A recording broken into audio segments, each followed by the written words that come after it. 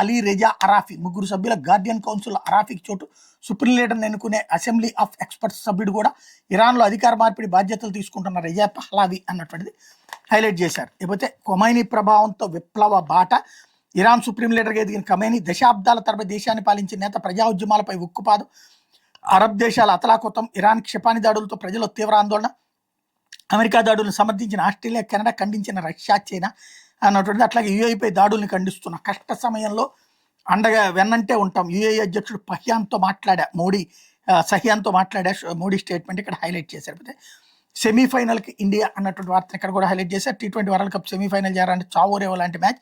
Quarter final లాంటి పోరులో Bharat West Indies జట్లు తమ సాయి శక్తిలో పోరాడే ఈడెన్ గార్డెన్స్లో పరుగుల వరద పారించే అభిమానులకు అసలు సెసలైన T20 మజాను అందించే. సెమీస్ బెర్త్ కోసం ఇరు జట్లు నువ్వా నేనా అన్నట్టు తలపడిన opening batter Sanju Samson batting మాయతో డిఫెండింగ్ ఛాంపియన్ టీమిండియా టోర్నీలో ముందడుగు వేసి 196 పరుగుల భారీ చేజింగ్తో సహచర బ్యాటర్లు కీలక సమయంలో వికెట్లు పారేసుకున్న ఏమాత్రం తడబడకుండా బ్యాట్తో మాయ చేసిన సంజు తన కెరీర్లోనే అత్యుత్తమంగా నిలిచి అద్భుతమైన ఇన్నింగ్స్ ఆడాడు. చివరి వరకు క్రీజులోనే ఉండి టీమిండియాకి సెమీఫైనల్ చేర్చడమేగా కరేబియన్లను టోర్నీ నుంచి సాగనంపాడు.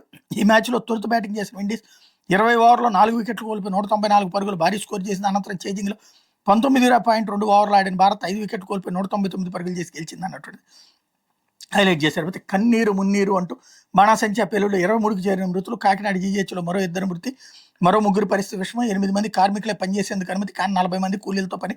ప్రమాద స్థలిని పరిశీలించిన మంత్రులు. బాణాసంచా కేంద్రంలో వైసీపీ కరపత్రాలు. స్థానిక వైసీపీ ఎంపీపీ పాత్రపై విచారణ. అనిత. కాకినాడ జిల్లాలో తాత్కాలిక బాణాసంచా తయారీ కేంద్రాలు మూసివేత అన్నటువంటిది హైలైట్ చేశారు. ఇందులో ఈ నీచత్వం ఏంటో అర్థం కాదు. బాణాసంచా పేలితే ఆ ప్రాంత ఎంపీటీసీ మీద చర్య తీసుకుంటారా? అది లెక్కనైతే ఆ ఊళ్ళో ఉన్నటువంటి సర్పంచ్ దగ్గర నుంచి పోలీస్ ఆఫీసర్ దాకా అందరినీ చేయాలి. చెట్ట చూస్తూ కూర్చున్నాడు ఫైర్ డిపార్ట్మెంట్ వాళ్ళ దాకా.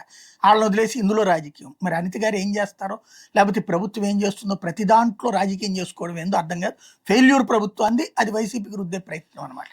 లేకపోతే అరబ్ దేశాలు అతలాకుతలం. ఇరాన్ క్షిపణి దాడులతో